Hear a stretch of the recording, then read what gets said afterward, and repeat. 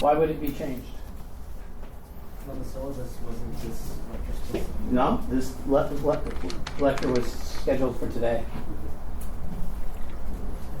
On the syllabus, if you look at it. Yeah. Or those of us who are new, like, what do we do about that? About what? The presentation. It's still the same. You haven't signed up yet. So see, during the break, go see Haley, right behind you, the one with the syllabus, and she'll put you in a group. Okay? And you have to do 2 presentations in this class for new people. You have to do a group presentation, which is on a chapter of the reading. But then you also have to do a presentation on the labor leader and their rhetorical style and basically how they got to be who they were, right, from a rhetorical perspective. All right, actually, it's interesting. See this redheaded guy right here? He's not a classmate. His name is Max. And Max is a potential graduate student of rhetoric. He's trying to decide where he wants to go. He's thinking maybe UC Berkeley. He's thinking maybe Penn State, maybe University of Tijuana. He's not sure. But he is very interested in rhetoric, and he found out that Steve was speaking today, so he just came to watch. Right? So don't ask him to be in the group. It'd be very helpful, but it's not legal. Okay? All right, without further ado, do you need anything else, Steve? Nope. Should we turn off some of the lights? No, we're good. I think we're good like this. If you guys are good, like, can you see the screen okay? Yep. Okay, great. All right, well, thanks for letting me crash your class. I'm Steve, and we're going to cover a lot of history and a lot of ideas in a very short amount of time. So I'm happy to take whatever questions. You can interrupt me at any time, raise your hand, whatever. But I'm going to start by asking you a question. What do you think rhetoric is? You've probably heard this term in your life, probably many times, but I'm wondering what your understanding of it is. So take a minute, maybe think about it, but if you're ready to go, this guy's ready to go. How would you define rhetoric? Like methods of persuasion? Methods of persuasion. Anybody else? There are no wrong answers. Choice of vernacular. Choice of vernacular. Wow. That's a very fancy definition. I like that. What's a vernacular? Like vocabulary. Uh-huh. Very nice. Yes? Just the study of arguments. Study of arguments. That's kind of different, related to like methods of persuasion, the study of arguments. Very different kind of philosophical assumptions there. I'm trying to ignore the class clown. No, go ahead, Sam. What is it? A kind of cat. A kind of cat? See, you said there were no wrong answers. It's not, I mean, you know, maybe. Jury's still out. Anybody else want to share an understanding? What about like meaningless talk? Has anybody ever heard that definition? That's just rhetoric. Yeah. You've heard that before, like politicians. The rhetoric from the Trump campaign, the rhetoric from Joe Biden is, you've heard that in the news, the Democrats' rhetoric. And that meaning is kind of like it's talk as opposed to something meaningful, which is a definition a lot of people have of rhetoric. And so you might think, well, how can you get your Ph.D. in studying something that is just meaningless talk? Well, you can. I did it. No, but all these definitions of rhetoric are valid, interesting, and tonight we're going to go over several understandings of rhetoric. And at the end of the lecture, you can kind of decide whether or not your definition needs to be altered or whether you'd want to alter it, or you might come up with a new understanding of it. So we're going to look at 3 different cases of rhetoric. I've arranged the lecture into 3 different case studies or case understandings of it. First is the study of argument, study of methods of persuasion, the study of oratory, delivering messages orally to audiences for their benefit or your benefit or someone's benefit, to change minds. And that comes to us from the ancient world. The second understanding is interpreting these messages and judging them, which has a history that starts right here at Cornell University with this man. This is a famous university for rhetoric. And then finally, the contemporary understanding of rhetoric as making meaning, shared meaning, beyond maybe vernacular, beyond maybe words, of how do we make sense of our shared social and material environment. So it's a lot to cover. But first, we're going to go all the way back to the ancient world and take a look at that. One of the earliest definitions of rhetoric that comes to us is this one. And this is like this gentleman's here, maybe a little bit like this guy who says study of argument, a little bit similar. The art of identifying all available means of persuasion in a given instance. And this definition comes to us from ancient Athens, and it's a definition given to us by this man, Aristotle. Have you heard of Aristotle before? What do you guys know about Cornell Aristotle? students here, they've all heard of Aristotle. What do you guys know about Aristotle? What can you tell me? Fun facts about Aristotle. He never flew on a commercial airline. I'll take that one out of the pool for you. What do you know about Aristotle? Anything? He never owned an iPhone. That one's gone. Greek? He was Greek. Yeah, he's Greek. That's right. What have you guys heard about him? Have you guys read anything by him in another class? Aristotle has a nickname. They call him the first scientist. And the reason why is a very silly reason. He was one of the very first people we know in the Western world who thought that the way we could know the world is not through divination or trying to figure out what the gods wanted, but through observation over time. Which, if you think about it, was what scientists do. They observe changes over time. So he's called the first scientist because he wrote that down. So, if you have a weird new idea, write it down, and then maybe you'll be as famous as Aristotle one day. Thousands of years after you're dead, people will be talking about you at 7 o'clock at night in a college classroom somewhere in the future. It'll be a very exciting future you have to look forward to. Aristotle's writing is kind of like clickbait, if you've ever read him. He'll like the book On Plants. He'll be like, there's 15 different kinds. Number 5 will shock you. Click here. Like, this is kind of how he's like, of this, there are 3 species, and of that, there are 2 like, he writes in this kind of like analytical way. But he wrote a book that he creatively titled On Rhetoric, in which he was trying to solve the problem of avoiding some of the bad things you think about persuasion and argument while preserving the good things. And to understand how he came up with this definition, we have to go back to how he was educated and the environment that he was a young person in, going to university kind of like you, but also kind of not like you at all.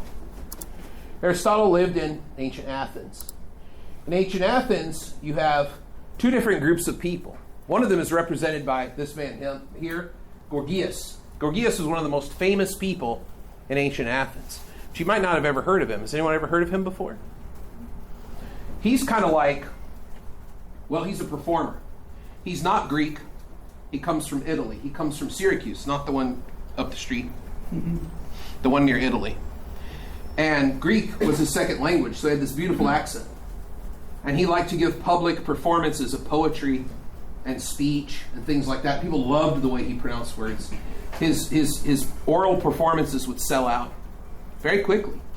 And he would recite this rhyming poetry. And everybody loved the cadence of it and the way he would make the rhymes work.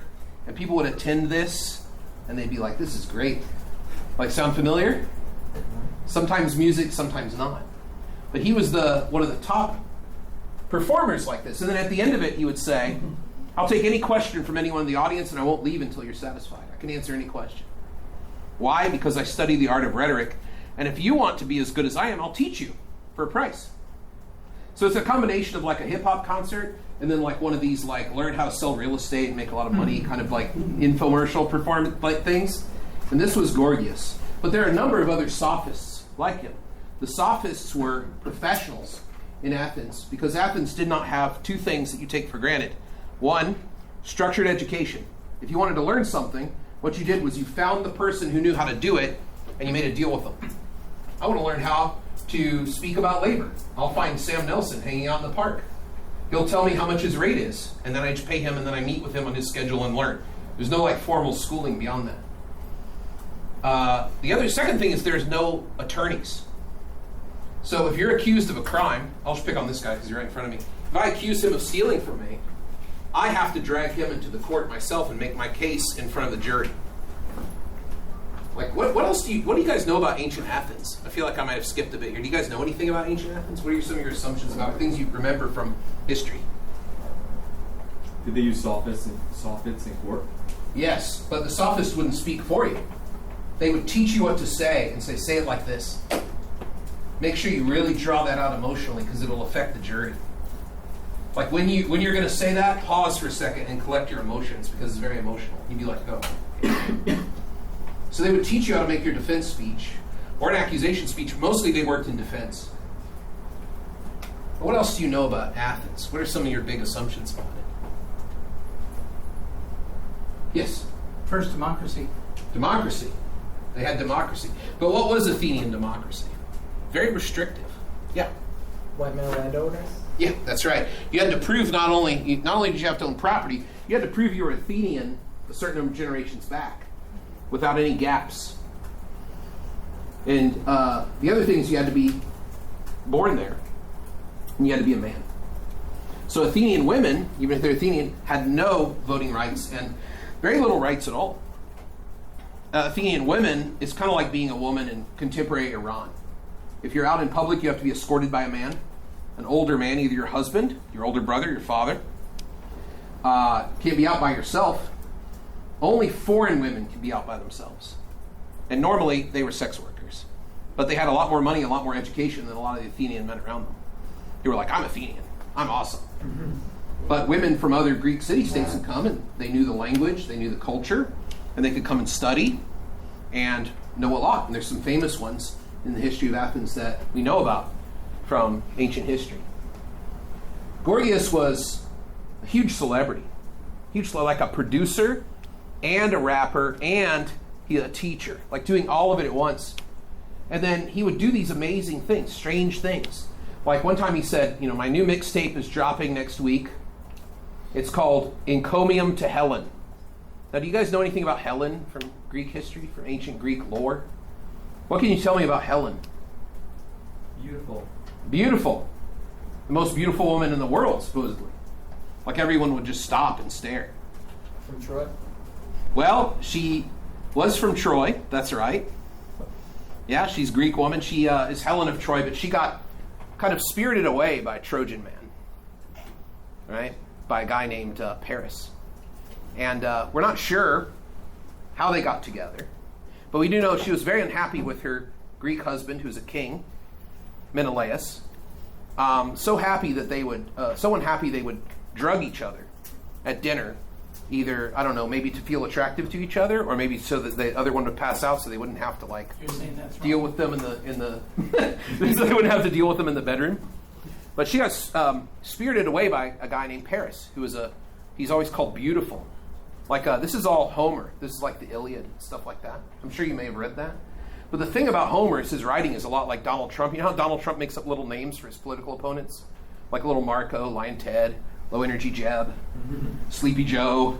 Right, this is the way Homer reads. It's like swift-footed Achilles, noble Hector, beautiful Paris. They all have little nicknames. It's the same kind of thing. And so Paris is talked about as beautiful, but he's not like a very virtuous guy. He's just hot. And he saw Helen, he's like, this is great. And so he either seduced her or kidnapped her. We're not sure because the verb can mean the same thing in ancient Greek, and it's a verb you guys know. There's an English word from this verb that you guys are very familiar with as college students. The Greek word for to seduce or kidnap, often used in romantic situations, which is a little creepy. I don't think that they had a great concept of consent, is plagiro, from which we get the English word.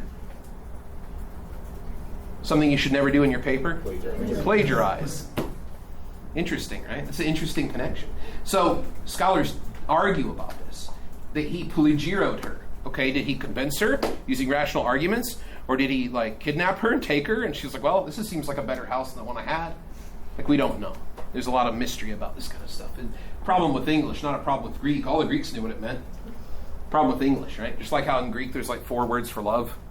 They all translate to love, but they have very different conceptions in the ancient Greek world, right? Like eros and agape, sterge, and philia, right? Different words. We can talk about that in a minute if we have time. But Helen left her Greek husband for a non-virtuous, wealthy, hot dude, and then caused a war that lasted over 14 years that killed all these noble, great Greek guys trying to get her back for the king. What do you think the average Athenian's opinion of Helen is? High, low, don't care? Are people naming their daughters Helen? That'd be like naming your son Adolf, right? Bad news. You're not going to do that, right? Nobody likes Helen. So encomium, this other word. What is an encomium? An encomium is a speech of highest praise, like a eulogy, but a speech of the highest praise for someone who we didn't just have a personal loss here, but society had a loss. The only modern sense of encomium I can think of in terms of rhetoric today would be Barack Obama's eulogy for John McCain, where in that speech he's like, he was my political opponent, we worked together for many years, but the country has lost somebody. I didn't just lose a political colleague, the country has lost a servant. That's an encomium. So when Gorgias says his new act is going to be, his new hit, is encomium to Helen, people are like, what the hell? What could you possibly say nice about Helen? What could you possibly say nice about her? And he's like, buy a ticket and see. So he gives this big, long defense of Helen that's conditional. It was so incredibly popular. It's one of the few things that has survived in complete text from ancient Athens. The Romans recopied it. Everybody, you can Google it right now and read it. And in that, he talks about, she was great. She didn't really mean it. There's all these defenses, and it's really persuasive. And then at the end of it, he's like, do I believe anything I just said? Nah. But I knew I could make you believe that I did. That's my art. Now, there were other people who were kind of like bums who hung out in the mall all day, not wearing shoes, asking people dumb questions who the Athenians thought were annoying, who thought the Sophists were the enemies of good thinking and democracy. And that would be the Socratics, led by Socrates, who I'm sure you've heard of.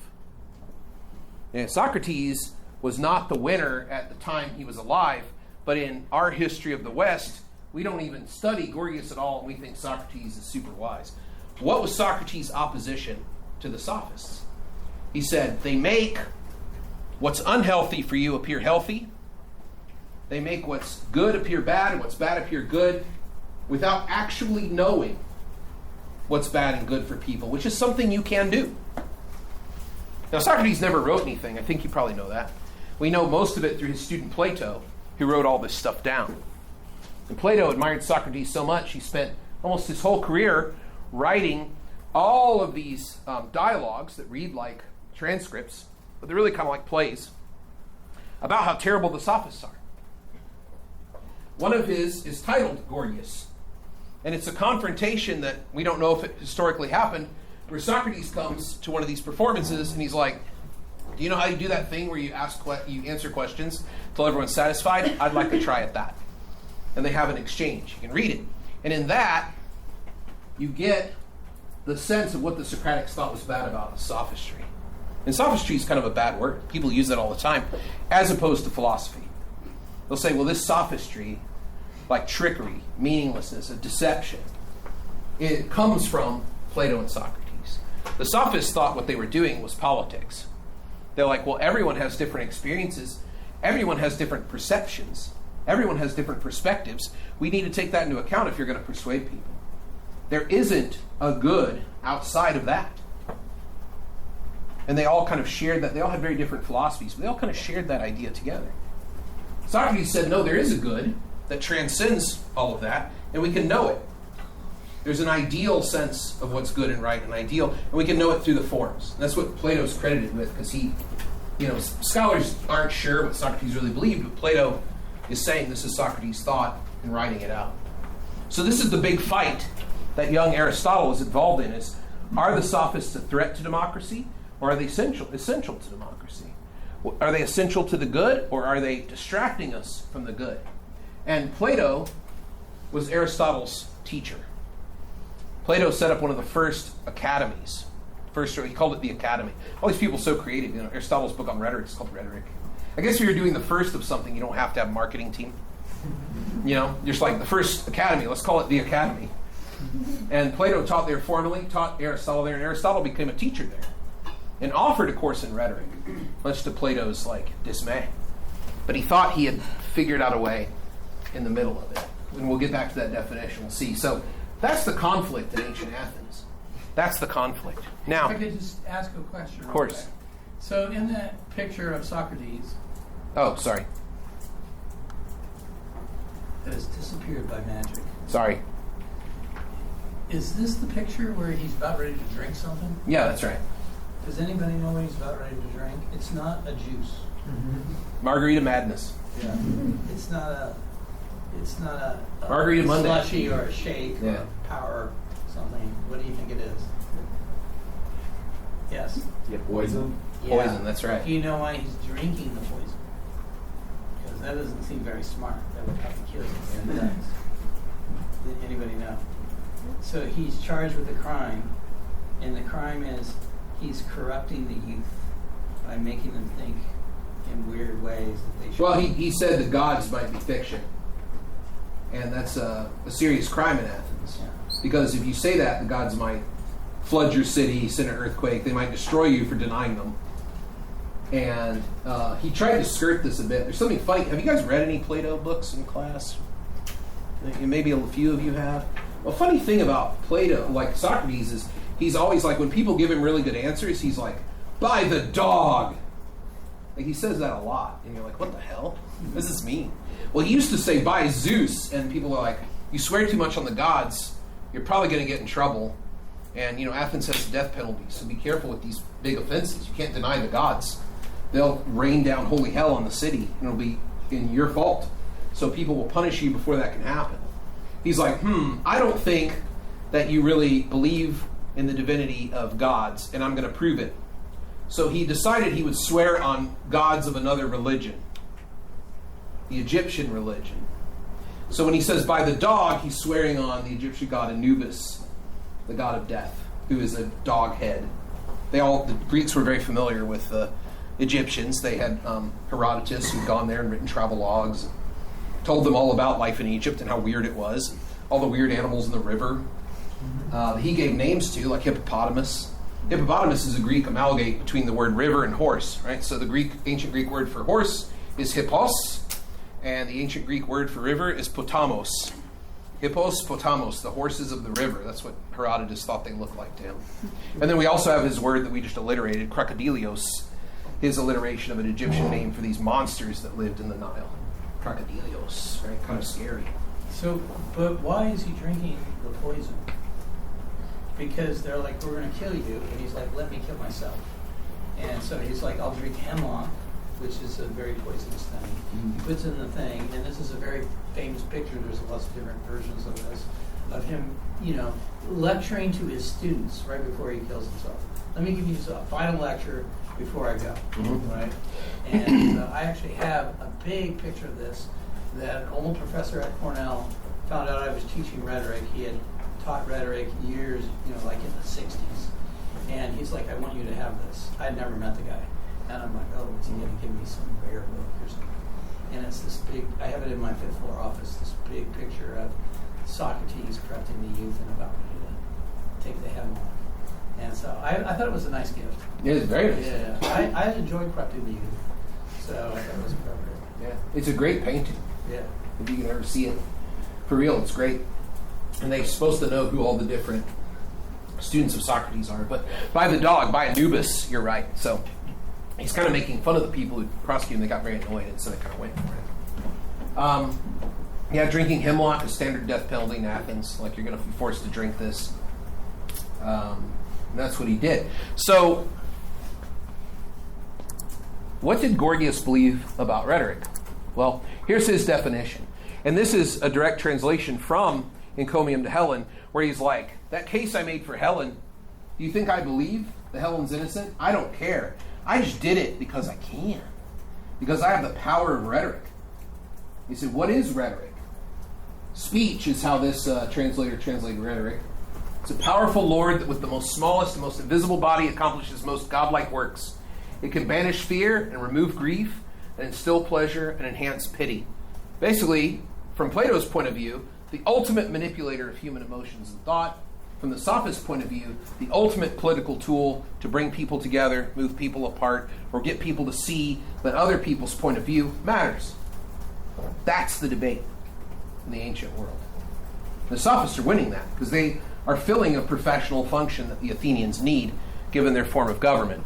They wouldn't do very well in Sparta. They wouldn't do very well in Macedon, an aristocracy and a military dictatorship. Right? What did the Spartans say about the military? They'll take care of you from 7 to 77. That's the phrase they say. You're in the military your whole life if you're a Spartan. not in Athens. So what's the word that is the Greek word for what he says when he says speech, when he defines rhetoric, he uses this word. We have an English cognate for this word. Pharmaceutical? Pharmaceutical, which what is a pharmaceutical? I mean, it could be something that harms you, or it could be something that helps you. Right. The translation of this is a drug. Now, what's a drug? It can be medicine. It can be poison. It can be a lot of fun. Right? It can get you high. It can make you see the world in a different way. Hallucinogens. The board of trustees in it as well. It can, yeah. It can also cure what ails you, and it can make someone sick. And that's what he called it. Powerful. So this is a definition of rhetoric that is in the ancient world too, that Gorgias pushed. And this was an analogy that he made for the Athenians about like why rhetoric was so important. Because it's like a drug. Yeah. And drugs are essential for your life. I mean, not just getting high, but like medicine. You get sick, you get a headache, you take Tylenol, it's great. So Aristotle comes up with his definition as a way through. Now, thinking about that history, we look at this definition, things stand out to us about this that might not have stood out to us on first glance. For example, Aristotle's not talking about changing anybody's mind here. Look at it carefully. It's not about winning an argument. It's about seeing what's available to win an argument. It's also not universal. It's very much against Plato's idea of the ideal and Socrates' idea of the ideal in a given instance. And also, it's an art. So rhetoric is an art of being able to see what's available for me to influence the minds of an audience in this moment. Meaning, what I learned today, trying to influence this audience about where they come from and how they see things, I might not be able to use in an hour with a different audience. And if you've ever performed, you can feel the difference of audiences. If you've ever spoken or done theater maybe, audiences give off a different vibe. And this is what Aristotle's recognized. Aristotle said there's a place for Socratic philosophy, which is called dialectics, the intense questioning that everybody hated Socrates for. Like he would hang out at the mall and people are trying to buy something. He's like, why are you buying that? Oh, I need it. What does it mean to need something? I have to have it for my house. What? Do you really have to have anything? Go away, Socrates. I'm busy. That was kind of the way it was. Right? He just questioned people all the time because he wanted to get to the truth of the matter. And he's like, we just have to ask questions of each other until we're both satisfied. And that's what dialectic is. Still studied and practiced in philosophy today. But Aristotle said that sometimes, for example, when the Persians are marching on your city, you have to make a quick decision. And you need rhetoric for that. Here's what's happening. Here's what we should do. Let's hear the counter-argument. And then you have a debate, and then you decide. So he saw a utility for it politically, although it might not be the best tool to determine that kind of pure truth that Socrates was after. And this is a compromise. So it's important to understand Aristotle's definition as a compromise, I think. From this, we can pull that rhetoric is a productive art that is about the creation of something. It's not about trickery. It's not about deception. But it's about creating interesting and persuasive ideas that might work on an audience. And about being able to do that. And being able to accomplish that when necessary. So we're going to fast forward through quite a bit of history here. This is what rhetoric turns into. It becomes a very serious study after Aristotle. And these are the subjects of which we break rhetoric down into when we think about what we're studying. We're studying rhetoric formally in the ancient world. Invention. What do I say? How do I come up with arguments? How do I come up with things to say? How do I get evidence? What are my big points? Arrangement. What order should I put these points in? What's the best way to go through my claim with the audience? What are they going to be prepared to hear first, last, in the middle? What should I do? Style. Style is what language should I use? Not like should I use Latin or Greek, but should I use a very formal style of speaking or a very common style of speaking? The person who said the most historically about style was a Roman thinker named Cicero. Have you guys heard of Cicero before? Yeah. Cicero is probably the most famous attorney ever, right? Like he's attorney, but he was also statesman. He served as first consul. He was a military leader, very influential Roman. And he said style is being able to use the right kind of tone and language with that audience to where they respect you. And his good friend that he grew up with, Julius Caesar, they were contemporaries, he was like, Julius Caesar could do this better than anybody I've ever seen. He would walk into the Senate while everyone, with his beautiful prose, get everyone thinking he was right. And then he would go back across the river to where his army was camped and tell the funniest and dirtiest jokes about the enemy commander's mother that you've ever heard. He could do it all.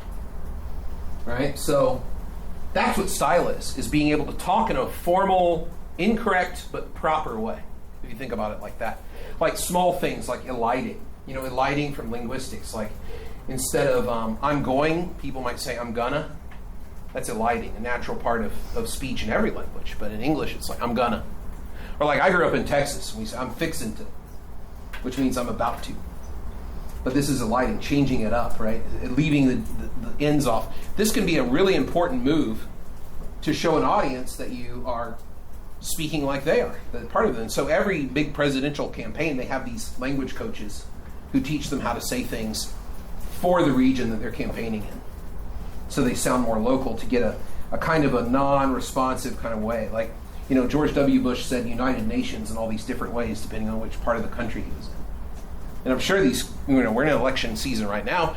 I'm sure that, I don't know if Donald Trump has, he kind of speaks the same way wherever he goes. But it tends to work for him with the people he wants to persuade. I don't know if Kamala Harris is doing that. Maybe she is. You could look at it and see. But a lot of them do bring in these kind of people for style. The famous example of that was in 2016 when Hillary Clinton was running. You know, her and Bill lived in Arkansas, and she had a really good Southern accent that she would put on when she was in the Southern states. But she grew up in Pennsylvania, was educated at Yale, you know, so like, and in Massachusetts at Smith College, not Smith College. I forget. Yeah, one of those schools. Yeah, I think it was Smith College. And then, Wellesley. She was educated at Wellesley and then went to Yale Law School. So she can talk as proper as anybody, but she really put on the Southern accent when she went to Arkansas or Southern states. And it's funny to go back and look at YouTubes of her speeches. Right? She's a very adaptable rhetorician.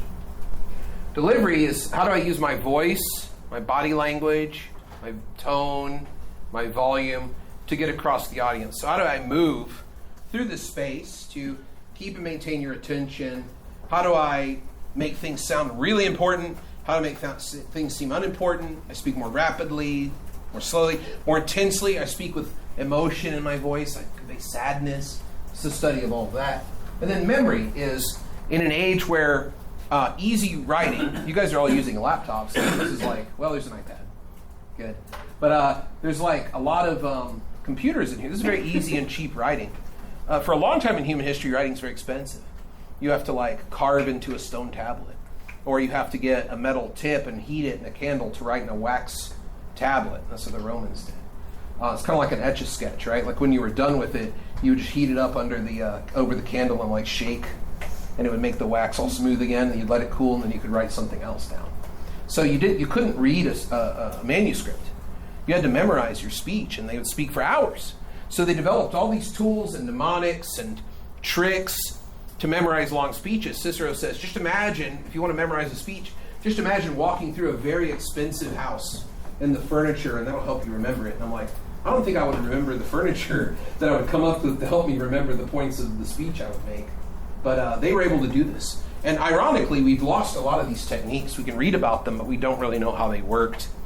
But they worked really perfectly for a society where they were oral, primarily oral, and writing was a secondary thing.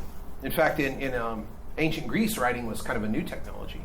And Socrates warned against it in a Platonic dialogue. He's like, don't fall in love with writing. Don't become graphophilic.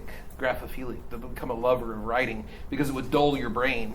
But the worst thing about writing is you might write something down and lose it, and someone picks it up and reads it, and they don't deserve to. You're not there to explain it to them. So it's almost like sending your child out into the world as a toddler, and you just let them wander. Anybody can determine anything about them or do anything to them that they would want to do. It's not good. So don't write. Speak in person. That was Socrates was like, writing bad. So take that to your English class. I don't know what to do with that. But, Socrates said writing's bad, so I'm not going to do the paper. Okay. Drink this hemlock. All right, so, yeah, hemlock time. All right, so let's move through. I've already talked about Cicero quite a bit. He wrote a lot of works on rhetoric. The most famous, he has two famous ones. The most famous is on oratory. Again, clever naming. Orators and oratory. That one's the most popular one. In that one, he has a chapter on jokes that's actually kind of funny because we don't know why the jokes are funny. So every translation I've read, the characters in Cicero's book, Oratory, saying, oh, do you remember that joke that always gets them? And then they write the joke out, and it's just nonsense. There's always a footnote, and the translator is like, I did my job. This is the correct translation. We just do not know why this is funny. We've lost that. So it's like Latin jokes. They're like, and they're really, you read them, and they're just like, they almost seem like these kind of like, I don't know what to call them, but there are these memes out there that make no sense, but people like to share them. I think they're called like esoteric. I forget the name of them. They're like non-propositional memes or something. Asynchronous. It's very weird, but it's almost kind of like that. The humor is the fact that they're like nonsensical. That's the only way I can appreciate them. Yeah, I guess so. But they made sense to them. He's at a part of Roman history, which is the end of the Republic and the rise of the Empire.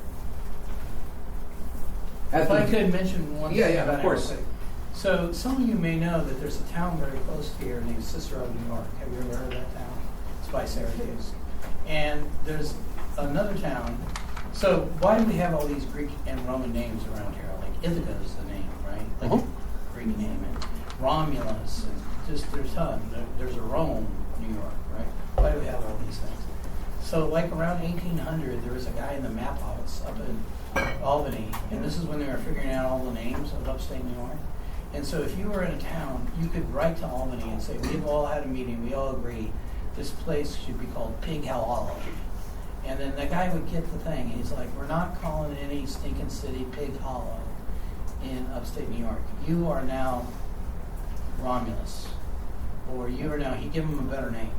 Or maybe they would say Skunk Place. You're not going to be Smelly Waters. We're going to give you a better name. And so they picked the name for this one town. He's like, let's make it kind of classy. Let's call it Cicero. But Cicero had a nickname. Does anybody know what Cicero's nickname was? I know Steve does. Or even his full name. I know his full name. We just call him Cicero, but it's really Cicero in Latin, right? You guys speak Latin? It's hard C. Yeah, K's or C. Cicero. Yeah. Anybody want to guess what his nickname was? Don't say old smelly feet. Yeah. Pig Hollow? No? No, Okay. Pig Hollow. It's nickname. Say his full name, Steve. It's Marcus Turelius Cicero, but we have to. Marcus was a very popular name. Like if we time traveled back to Roman Republic and be like, "Hey, Marcus," like everybody would turn around because it's like one of those names everybody gets, But they would know each other by different names. But Turelius? Yeah, Marcus Turelius Cicero. And the name of the city, his nickname in upstate New York is called Tully. And when you're driving to Syracuse, it's the closest exit right before you get into Syracuse. It's like Tully, New York, right here. So that's an ancient name as well, right? The guy was such a scholar, he knew the nicknames of these people. So we have Cicero, New York, Tully. Syracuse, as you know, is a place in Italy called Syracusa. But all these places. So I'll just tell a little bit of an interesting side note. So 1900 comes around. There's this huge influx of people from other countries, immigrants, into New York City. And a lot of them came from Italy. A bunch of them came from Greece, too. But then they go to New York City, and they're like, where do we go from here? This place seems crowded. They look at a map. They see all these towns, Syracusa, Rome. They're like, our people, they're up there, right? They've already immigrated. Those are all Italians that live up there, and Greeks, right? Romulus, Ithaca. And so they moved up here. So that's why there's a long history of Greek immigrants and Italian immigrants moving to upstate New York. You have a question in the back there? My friend Mia lives in Rome. Rome, New York, not Rome, Italy. No, Rome, New York. Yeah. And are there a lot of Italians in Rome, New York? They're all Italian. They're all Italian, right? And that comes from 1900 when they looked at a map and they're immigrating, and they're like, our people are up there. And if you go to Rome, New York today, which is next to Utica, if you go to Rome, New York, you get some of the best Italian food that you can find in upstate New York, lots of good Italian restaurants, but the Italian food does not taste like anything you find in Italy. It's Americanized Italian food. Would you agree with that? Yeah, I work at an Italian restaurant in Rome, and it's not as good as the food. And she's not a paid member of this class. She's an actual student. So, yeah. A paying member. Yeah, but you have things like chicken riggy, right? Yeah. Yeah, which is not. If you were go to Italy, you're like, give me your best chicken riggy. They're like, what the hell's that? And then you They're would like, show leave. And you would show it to them, and they're like, get that garbage out of here. Yeah. Yeah, so Tully, Cicero's called Tully mostly by America's founding fathers. Like when they're writing to each other about forming the republic, this country that we're now, they're like, as Tully says, they're referring to Cicero's writings about rhetoric. Cicero thought rhetoric was important for preserving public good, and in Latin, that's the res publica, the public thing. What is this thing we all share? What is this culture we all share? What is this thing that we all live in together? Preserving the public good. Rhetoric was essential for that. But Rome also had this professional class of attorneys and people doing law. And Roman law is very complicated. You can take courses in Roman law. In the library, there's multi-volume sets studying Roman law. And Roman law is based on this mysterious founding moment called the 12 Tables. So you go find the 12 Tables, and that's like the Constitution, kind of the way we talk about, well, you can't do that because the Constitution says. The Romans would be like, well, the 12 Tables, and it's interpreted over and over and over again by various legal authorities. Yeah. The praetors, who are like the judges. The most famous praetor you probably know is Pontius Pilate, who's the praetor in Jerusalem, and wore the purple, and he's basically judge, jury, executioner, the representative of Rome, does all the criminal trials, does all the administration for the region. There's nobody higher than a praetor. But oftentimes praetor is a job you don't want, because if you have political ambitions, you get sent way out of Rome, and then you're always late to the party on the information about who's going to kill who and who's ascending to this. So he was probably sent out there because he was dangerous to the emperor. It's like, do me this great honor and go all the way to the end, to the butt end of the Roman Empire and serve me there. And they're like, yes, emperor. And it's like, Where you'll have to execute Jesus. yeah, but then he's like super famous for doing that. So anyway, at the end of the Roman Empire, in terms of time, is this guy Quintilian. I love the hat. This is a very strong. I have had like This is a very strong drip. I hope this comes back. I'd like to dress like this. Quintilian is at the very end of the Roman Empire, where people are like, our country has gone to crap. Children don't respect their parents. Everybody's a freeloader. We pay too much in taxes. I mean, this doesn't sound familiar to any of you. And the emperor at the time was like, we need to get back to family values and what's good about being a Roman. Everyone's like, yes. He's like, we need to bring the Senate back. And when people gave noble speeches and actually listened to reason, yeah. And he's like, I have all of these grants for people to do this research. And all the academics like Sam and I are like, oh, grants, yes, quickly. Let's come up with an idea. I'll take two. And Quintilian was a teacher. He was from way out in the Roman Empire, Spanish. So he's from way out there. So he probably spoke with an accent. He's teaching Latin. He's teaching communication, like me. And he gets one of these grants to write about oratory and the purity of oratory. So in that, he talks about rhetoric quite a bit. He writes a 14-volume book called Institutes of Oratory, where he says, if you have a son, here's what you do every year of their life to make them a senator. To make them a powerful political figure, here's what you have to do. And it's full of a lot of things that we cringe at today, like make sure they're not too effeminate, and make sure that they don't speak creatively, make sure they pronounce things properly, make sure they don't cry too much and stuff like this. Because being a Roman is about being this kind of like what you guys would call toxic masculinity. Mm-hmm. Being a Roman has a lot of that in it. In fact, in the Roman justice system, they have a defense of murder that we don't have, which is the guy was a bad Roman, aka effeminate. I did the state a favor by killing him. They really had that legal defense. We don't have that. Isn't that crazy? Like if somebody made that defense now, it'd be like, what? You're guilty as hell. Hate crime, right? Yeah, we call it hate crime. And we also value pluralism. The Romans had to kind of tolerate pluralism. They didn't really value it that much. But I think in America, we have national debates about this, don't we? But I think a lot of people tolerate pluralism, and they like pluralism. They don't just tolerate it. They're like, hey, I can go to Rome, New York and get Italian food, or, I can meet foreigners and talk to them about, and we have different values, and it's kind of cool to talk about this stuff. Quintilian, and his definition of rhetoric is a little bit different. Good man speaking well. Emphasis on man. Good man speaking well. That's the traditional definition there. St. Augustine down here looking like, kind of attractive. St. Augustine, early Catholic Church father, he was also a rhetoric teacher, and he converted to Christianity late in life. And as he was trying to influence the church, he was the bishop of Hippo. He's like a North African bishop, so this artist had no idea where this guy was from, making him blue-eyed and white as F. It's like kind of crazy. It looks like a secret. It's like Mel Gibson. It's like Mel Gibson before his traffic stop, where he revealed himself as an anti-Semite. He looks great here, and this is probably the way a lot of Catholics see him. But really, he was very much like, we need to adapt the message of Christianity to these pagan people to where it makes sense to them. So he's kind of a precursor of a big Catholic movement called the Jesuits. And the Jesuits were founded to kind of push Christianity in ways that made sense to local people.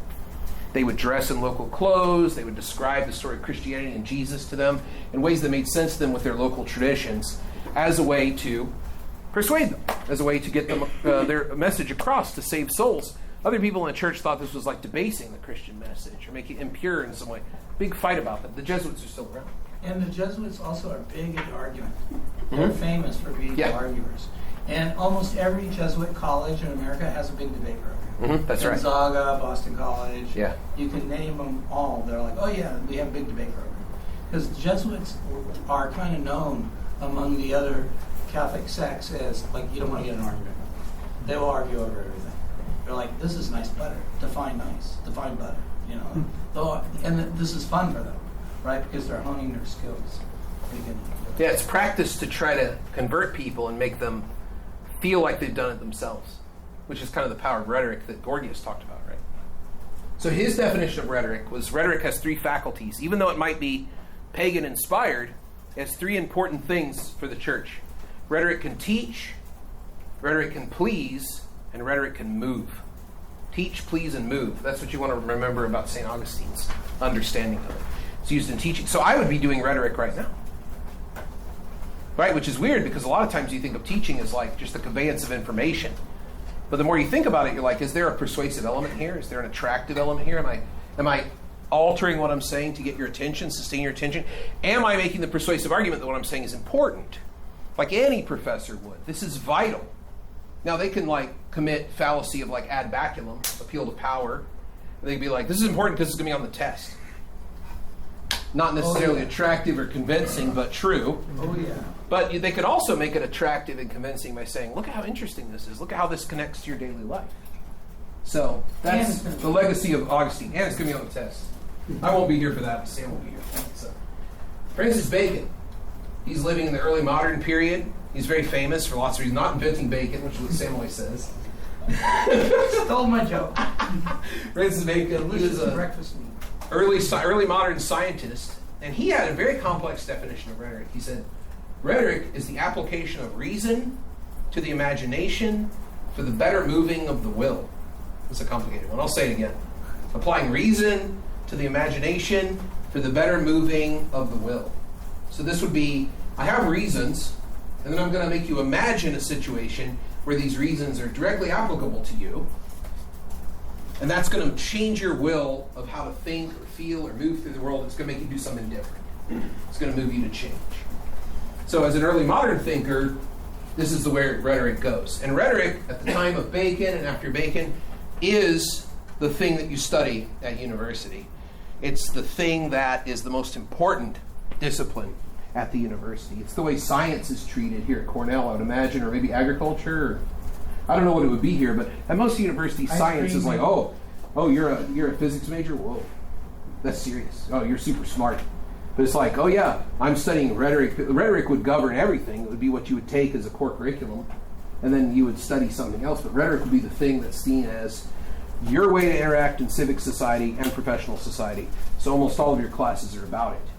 Let me ask a question, Jeopardy-wise, that could help you in the future if you're on Jeopardy. What conspiracy is Francis Bacon been accused of? It's a conspiracy. Or what conspiracy is involved in, I guess. Yeah, involved in. Famous conspiracy. Involves another early modern writer who you may have seen one or two of his plays. Francis Bacon, some people think, wrote Shakespeare's plays. Some of his plays. There's a big group of people that are like, Shakespeare couldn't have written those many plays. Also, if you study Shakespeare's background, he didn't have that kind of education. You know who did? Francis Bacon. Yeah. And Francis Bacon wouldn't have written plays because it's beneath the station. So he felt this guy, Willie Shakespeare, and he said, you can make some money by passing these plays that I've written off as your own. And people believe this. Lots of people don't think Shakespeare existed. Have you heard that before? There's so many people that have conspiracies about it. My favorite one was written by Muammar Gaddafi. Do you guys know who Gaddafi was? Yeah, head of Libya. Yeah, he was the dictator of Libya.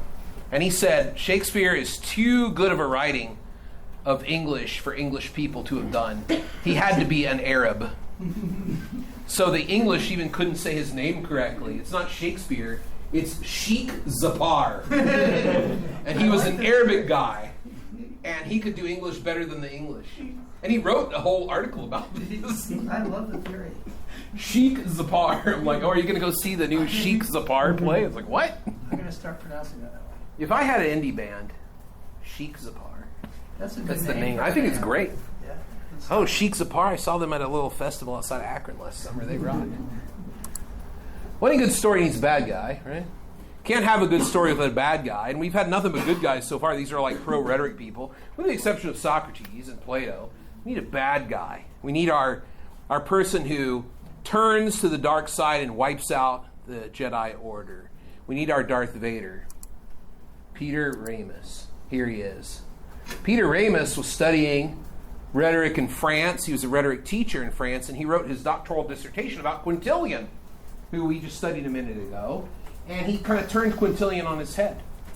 And he said rhetoric is about ornamentation, rhetoric is about presentation, and it's for the use of philosophy.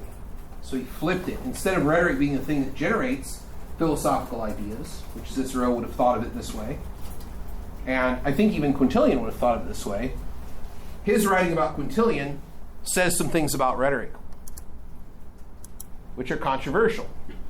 The perfect rhetoric would be to have no rhetoric at all. That is, if I could access an argument that was true, I wouldn't need to persuade you of it. You would just know it. It would be apparent to you. And he's saying Quintilian is saying this, right, in his work.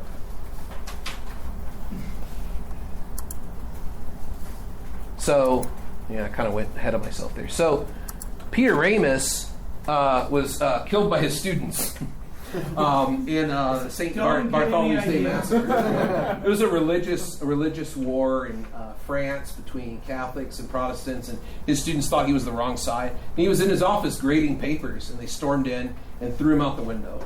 And he didn't have a first floor office. So Yeah, he was up in a big tower. Yeah, up in a big And tower. they tossed him out. And this is why I have insisted that when I teach this class, go ahead, like throw me out that window. Basement office, right, Sam? Yeah, Yeah, I right. won't go very far. It's like, in fact, don't give me an office at all. My other office is on the 6th floor, which could cause some damage. So Ramus's work is picked up by a lot of people as we're moving, like we're in like the 1600s now, early modern period in Europe. It's picked up by lots of people, and rhetoric becomes the study of how to make realizations you have in philosophy more sound good. It becomes ornamentation. And this starts a movement that lasts a long time called the elocutionary movement. And this is another understanding of rhetoric as maybe a definition you came here tonight thinking of, which is as good performance. Good words. It sounds great. That was a great and powerful speech. You know, like motivational speaking.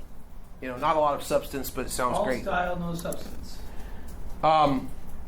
This is a page from a book that I own from the elocutionary time that you would study in public speaking. or in a rhetoric class. And what these are movements that you would do with the body. You'd practice this in class, like, I don't know what this is. That's whoa. And then, well, you have them all memorized. Yeah, I use So like this, and then like these hand movements, like, I'm supposed to do this at certain key parts of my speech. Because the idea of the elocutionary movement is that if I present things in this way, it will trigger a corresponding emotional response from you. So each one of these gets an emotional response from the audience. I don't convince you with words or make you feel through explanation. I do it through my embodied presence. And these are the appropriate movements that go with particular kinds of feeling. Isn't that odd? This is what people believed. Where is the latest acquisition of the Lana Memorial? Oh yeah, so Sam gave me this gift today. Home and School Speaker, a book from the late 19th century. It's in pretty good shape for being from the 19th century, right? It's from like 1897. Yeah, it was owned by Ivan Hicks, who received it December 24th, 1898 from Santa Claus. Right? Evidence of Santa Claus living a very long life. This is still around, right? This is so nice, right? Now, what's in this book? Home and School Speaker. To help children become better at rhetoric. What's in it?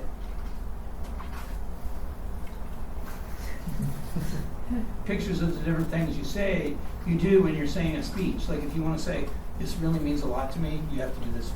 Yeah, this is like what you do to perform poetry appropriately. Yeah.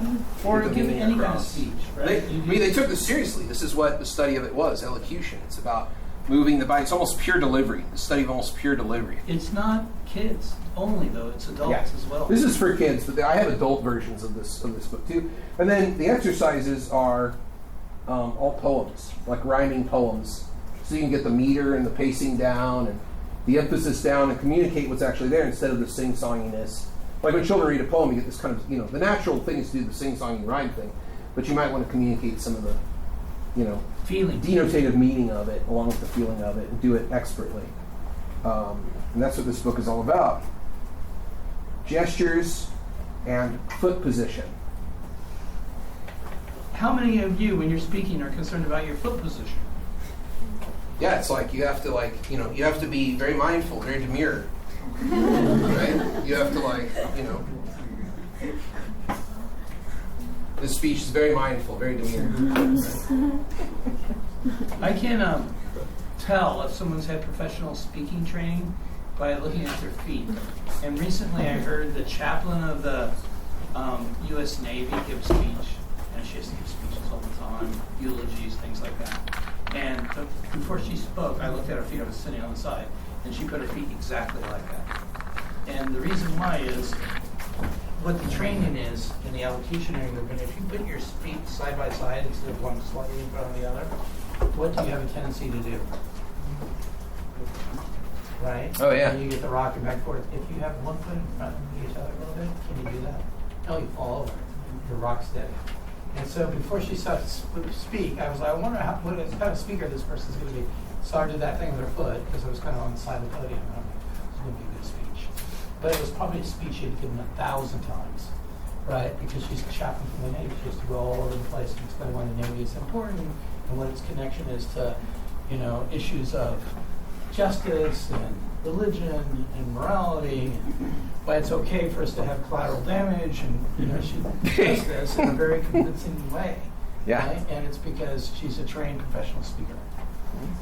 And the elocutionary movement lasts a long time. This is from the 19th century. This photo is from the 1950s. And That's this is me right there holding that with his mouth. This is a speech professor correcting a student's embouchure for the pronunciation of the words correctly. No, do it like this.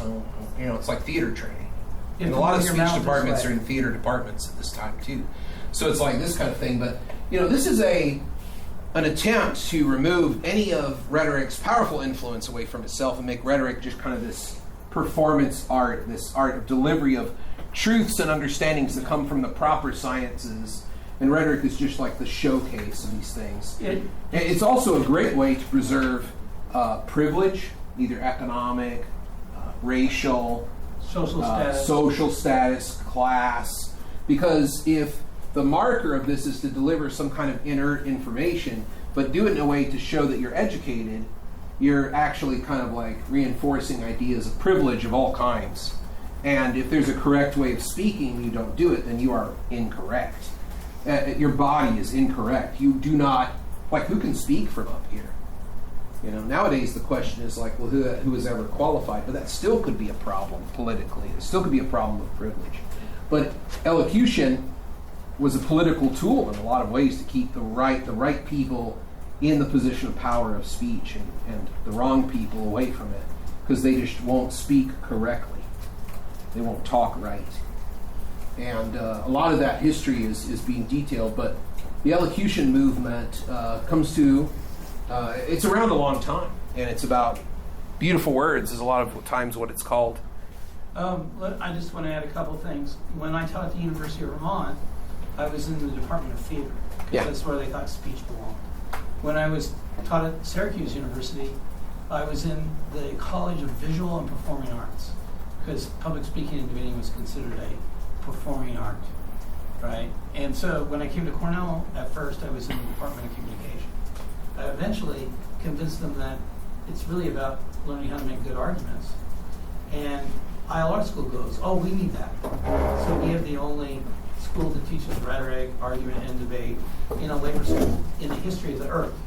Mm-hmm. Right? That's So right. I'm the only one that's ever convinced anybody that that's about labor, right? Like making good arguments is about labor. But who knows? Maybe this will become a trend, right? Other labor schools will start doing this too. But it's always very interesting, especially how Cornell has been very involved Spoilers. in the history of Spoilers. labor. So, elocution's still around. It's doing very well. It's taken over almost every school. I mean, this guy couldn't even take over one high school. I don't know why he's such a big bad villain. Hogwarts. I was like, he can't even take over a high school. How scary could it be? Like the Department of Education takes over high schools weekly. Like, no problem. They show up in a suit. But we have to have a hero to vanquish the villain, and I picked this as the metaphor because our hero, who's going to vanquish at elocution, teaches here, or he taught here. At And Cornell University. he looks kind of like Harry Potter. So that's why I picked it. So in the next part of what we're going to talk about how Cornell University became the site where elocution was kind of dissolved as the heart of rhetoric, and we move on to rhetoric in its second chapter. So, but I think now might be a good time to take a little break Yeah, absolutely. between chapters here and then kind of leave it a cliffhanger. And Might I be want to good. show you what a All right, so where we left was this guy, and a big change that's going to happen to rhetoric. We're going to move away from the first part of the lecture where rhetoric is this creative, productive art of speaking or persuading or convincing. We're going to move to another definition of rhetoric as kind of an art of critical analysis. And it's all because of this professor here who wrote in the 1920s a bombshell of an essay. His name was Herbert Wichelns, and he was an English professor here at Cornell, and he worked here a very long time, the 1920s through the 1960s. I have a copy of the book on his retirement that was made for him by his former students. All essays inspired by his work in rhetoric and how he transformed rhetoric from Cornell, which had the #1 top rhetoric school in the world at that time, and how he influenced all these great scholars who went on to transform the field. The Cornell School, or the Neo-Aristotelian School of Rhetoric. Here's what Wichelns had to say. He invented a thing called rhetorical criticism. What is rhetorical criticism? So he thought literary criticism is very powerful. We can make lots of judgments about the value of a poem or a play or a novel or anything that's artistic. Why can't we do that with speech? Why can't we take literary criticism and put it on speech? And he devised his own way to do that. He called it rhetorical criticism. Criticism of speeches in order to determine that whether or not this influence was effective. When the president speaks on the radio or we read a speech in the newspaper, can we criticize how to make it better instead of doing it ourselves? How can we criticize public speech by powerful people? How can we try to improve it and also try to improve people's reception or appreciation for a good speech other than, well, it just moved us. Or I thought it sounded nice. So it's really anti-elocution because it's like it goes deeper than it just sounding nice. There's something here that really matters. I hope this is possible because this is the name of the course, Rhetorical Criticism, in your textbook. Mhm. If this guy wasn't right, we wouldn't be able to do the course. Your paper would be an F.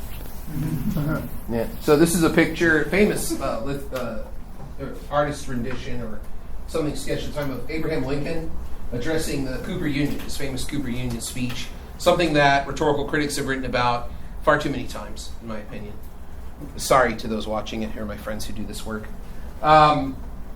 This is what early rhetorical criticism looked like, and they're looking at effectiveness, and they use Aristotle's work to do this. Now, going back to Aristotle, you look at On Rhetoric, it has something that all of you are familiar with, which are Aristotle's modes of proof. I'm sure you remember this from high school, or maybe you've gotten it in college too, the logos, pathos, ethos, right? These are all Greek terms, and they have meanings that are, like lots of ancient Greek terms.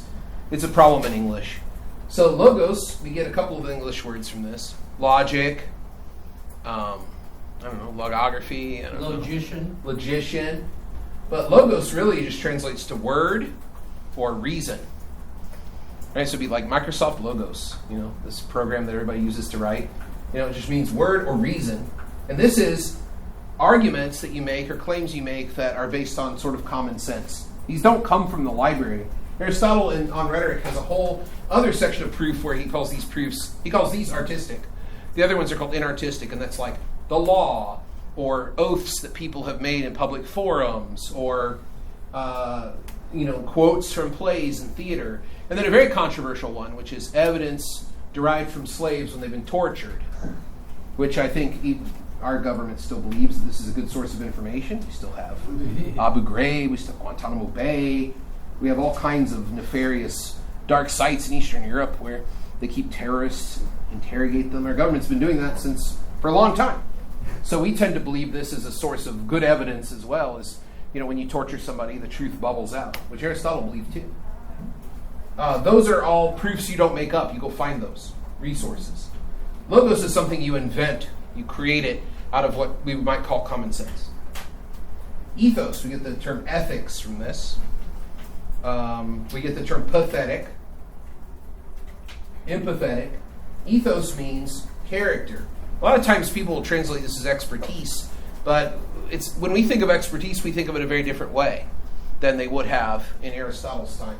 This can also be translated to home as opposed to a house. Like, I'm home. People say that when they're like, they walk into a bar and they're like, I'm home. And you're like, oh, I hope not. But they mean it symbolically, and that's what ethos means to the ancient Greeks. It also means credibility. So it's like, I'm from this place, I'm someone you can trust, I'm standing shoulder to shoulder with you, not in front of you. I'm one of you, this kind of proof. And pathos, we get the word pathetic, this kind of thing, and this is emotion. So using emotion, feeling. And Cicero named two of these from Aristotle he thought were the most powerful, which were a feeling of indignation, which is like, I can't believe we have to do this. I can't believe we're being made to do this. Can you believe we have to sit here? It's 9 o'clock. Can you believe we have to come to this class? That's indignation. And the other one is pity, the most powerful one. Like, look at this poor guy. He has to teach this guy's class. He could be at home in bed. Poor guy, so sad. And like, this guy's just relaxing, doing his job for him. So that would be like a pity appeal. Years ago, he's still paying it off. Yeah, no, kind of true. So these are the kinds of proof that Wichelns would use and say, what did they do? And then situations. There's different kinds of speeches. Deliberative are speeches about the future, according to Aristotle. What should we do? Epideictic are speeches about the present. Why is today significant? Why is this date significant? Why was this action significant? Something happens. What does it mean for us today? And forensic. What happened in the past? What was the historical action there? What's the value of that historical moment? What occurred? And this is like legal, like crime scene kind of stuff, which is why they use the term forensics in forensics files, which everybody likes to watch. CSI, or CSI forensics. And forensics files makes you feel really bad because you watch enough of it, you're like, I would have done it differently. And you're like, oh my God. I would have got away with that. You're like, oh, what a fool. Yeah. Hairs on the scene. I would have picked up every hair. And then you're like, oh my God. Yeah. What kind of monster am I? Why didn't I wear a hairnet? What an idiot. I would have committed that murder and gotten away with it. Oh, I got to stop watching the show. So, we're obsessed. We're obsessed with this now, like the murder podcasts. Yeah. We're obsessed with this. It's like, what happened? What happened? And those murder podcasts are, they're very like rhetorically savvy. They're really doing this forensic rhetoric in this beautiful kind of way. because they lead you down one path, and then you suddenly realize there's this exculpatory evidence. You're like, well, and you're like, I totally thought that was what was happening.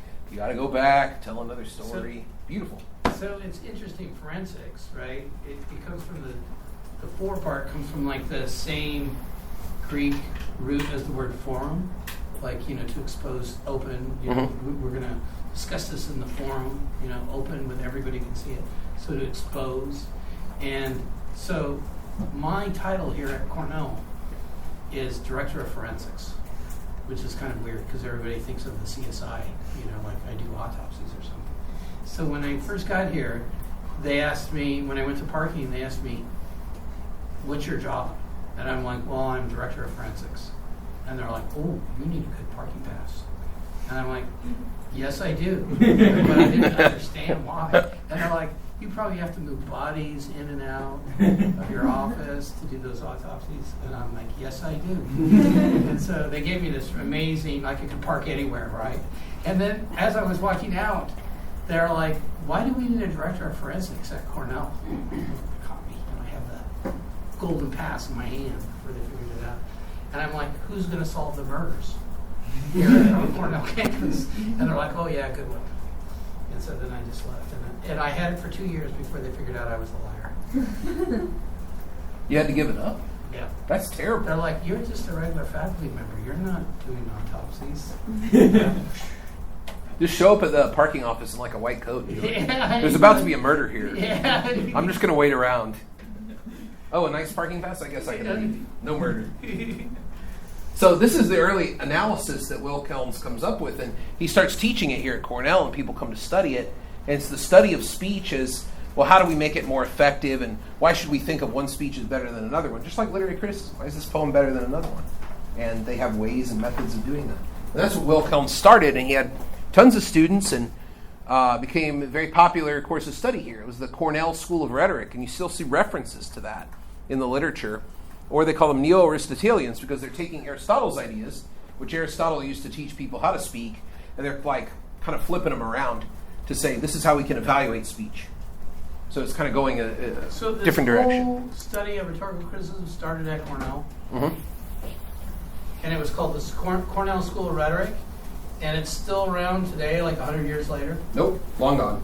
Cornell School of Rhetoric doesn't exist. In fact, most people who study rhetoric wouldn't come here because there's nothing for them to, there's no course What for the them hell? to take. Are you kidding me? You're right in the middle of the last vestiges of the Cornell School of Rhetoric. There might be a rhetoric. It's going to rise again like a phoenix from this ILR school, and it'll be great again. We can make Cornell School of Rhetoric great again. We can do it. You guys are the last rhetorical students. What hat is that? at Cornell.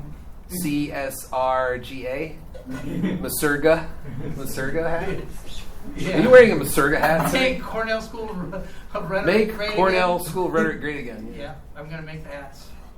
There you go. I'll buy one. That'd be great. They're going to be Cornell red, right? Yeah. Okay. We're the only one left. It's Read carefully. It's pathetic that we're hiding in a basically boring room with cinder blocks all around it. It looks like a prison cell. And this is the last place where this once great school still exists. We're the only place on the Cornell campus. Sam's carrying the torch. They still study rhetoric. Amazing. I wonder, there might be a rhetoric program here in terms of composition, because sometimes writing is called rhetoric. They call it writing, it's nothing. Writing? Like first year writing? Sometimes first year writing professors call themselves rhetoricians. They have a tradition too. They call it, it's part of the Knight Ritter writing program. Have you ever heard of it? Really? Yeah. Oh God, Yeah, that's funny. you probably had to take like a freshman writing class. Did all of you have to Or take test out of it, maybe. Yeah. Mhm. No, they had to take it. Didn't you all take like some freshman writing courses? That might be the only formal rhetoric left, but it's nothing like this. No. This class is. Yeah. So in the 1960s, a guy comes along, studies with Wichelns, Edwin Black, and he doesn't think that Wichelns' idea of rhetorical criticism goes far enough.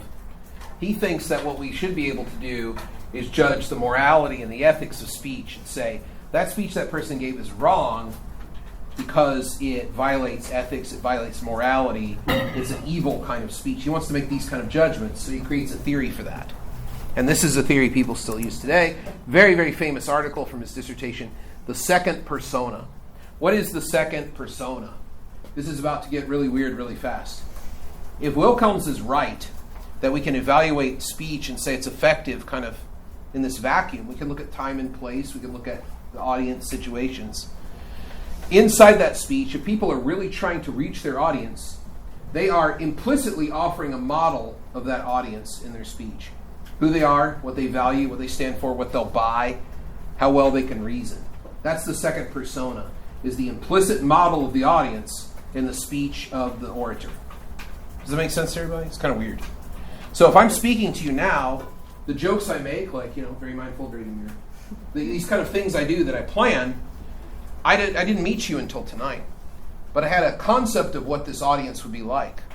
I made judgments about what you'd laugh at. I made judgments about what would work. So in a sense, I'm making a judgment about who you are, your values, what you read, what you look at, this and that. I should be held to account for that. So if I pander to you, or I think that you will buy really stupid arguments, or I think you're like horribly unethical people and you're like essentialist in some way, racist, or, if I make like transphobic humor or something like that, then I'm making a judgment that you'll find that funny. So I'm making a judgment about where you are, and I should be called into account by the rhetorical critic for thinking of you in that way, because I'm implying that. And you might say, well, what's the big deal? You do that, it's not going to change who I am and what I believe in. But remember Gorgias, remember the power of rhetoric. It's like a drug. What Edmund Black argued is that as the rhetor gives a compelling speech, persuasive speech, and they have this model of the audience wants to be that person being spoken to when they start to move in that direction. So the transformation is way beyond reason. It's the transformation of who they are and who they might be. It's sort of like whipping the crowd into kind of a frenzy. It transforms who they are and what judgments they might make. And we see a lot of this in our contemporary politics. So Edwin Black's writing in 1970. He wrote a dissertation earlier than that. But he's writing about this and hopes to get people to see that the stakes are very high. That as I'm speaking to you and I'm offering who these words are for, if I'm a very compelling speaker, the audience is going to move to that direction of subjectivity and become that person that I'm implying. That's the danger. So let's look at some specifics of Edwin Black's argument. He's writing in the 1970s, he's writing against the radical right, like the extreme right wing, which is still something that we're all probably concerned about today, or we encounter this discourse in our daily lives today. These right-wing groups. The discourse of the radical right, as with all discourse, we find enticements not simply to believe something, but to be something. We are solicited by the discourse to fulfill its blandishments with our very selves. And it is this dimension of rhetorical discourse that leads us to moral judgment. So if you think about all of the people who were at the January 6th insurrection, when you look at them, you're like, these people were lawyers, these people were business people, they're like normal kind of middle-class people. There was something about what Trump said that made them be something and fulfilled his discourse blandishments with their very bodies. Breaking into windows, assaulting the police, climbing the Capitol. This kind of thing. So this is what Black's talking about as the danger and the power of rhetoric at a kind of a new level of concern that maybe Socrates and Plato would say. You might have a point there.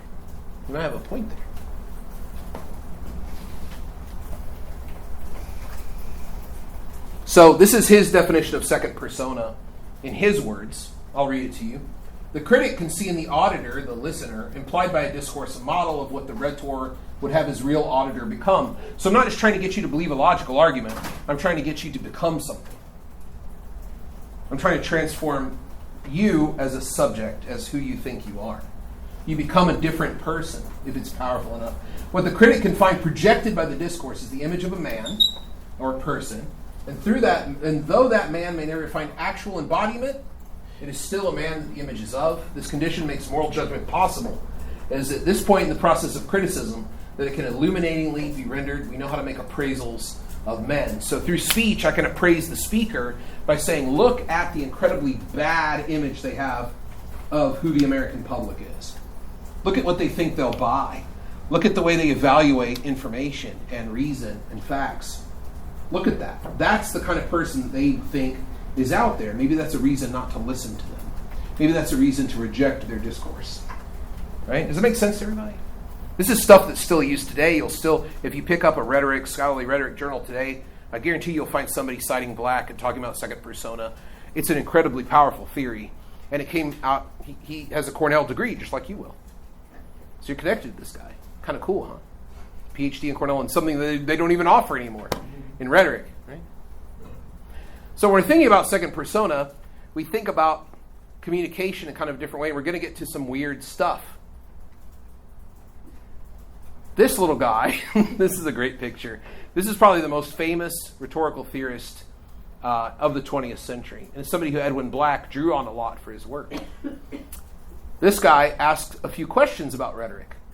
Is the goal of rhetoric rational, reasoned persuasion, or is it something else? How far does it go? Is it just about words, or can it be other things? Do people hear reasons and simply change their minds? Isn't it something you commonly see where you present facts to somebody and they're like, oh, I was so wrong, thank you. I was wrong about my choice in the election. Thanks so much for the facts. I accept them unproblematically because they're facts. Is that the world we live in? Yeah, this guy thought the same thing. He's like, I don't think this ever happens. I think this is a fiction brought about by Ramus, philosophers drunk on Peter Ramus's ideas, and that this just, people look at a logical proof and they go, huh? Like people can take a logical fallacy test and then go out and vote for the biggest idiot walking on the planet, right? They can get an A on the logical fallacy test and vote for a horrible person. They do it all the time. So you're saying there's fact-resistant humans? Yes. It might not be such a bad thing. So this guy argued that rhetoric is identification. And this is Kenneth Burke. He wrote many, many articles and books. A self-educated guy who had the joy of working in the 1950s and being blacklisted both by Joseph McCarthy, about House Un-American Activities Commission. You learned about that? The Red Scare. Yeah. He was blacklisted for being a card-carrying member of the Communist Party.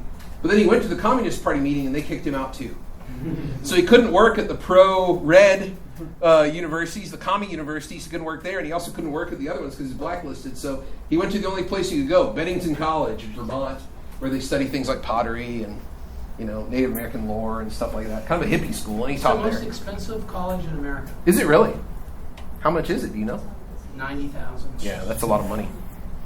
That's a lot of money. So this is where Burke was able to get a job, but he was also a literary critic and an art critic, and he was like this kind of Renaissance guy who wrote about everything. But let's talk about rhetoric as identification. What did he mean by that?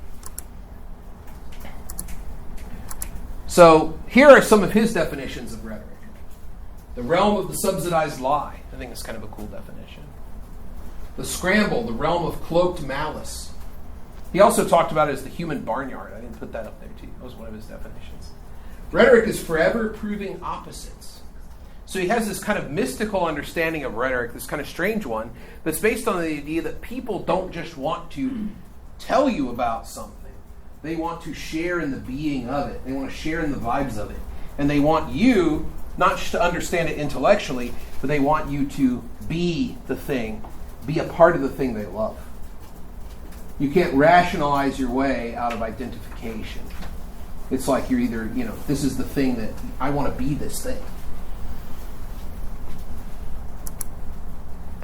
So this is where we get the idea of rhetoric as the study of how humans make meaning, and this broadens rhetoric well beyond what Black is talking about, well beyond what Wichelns is talking about, well beyond the ancients, to where now we're just talking about how meaning is constructed.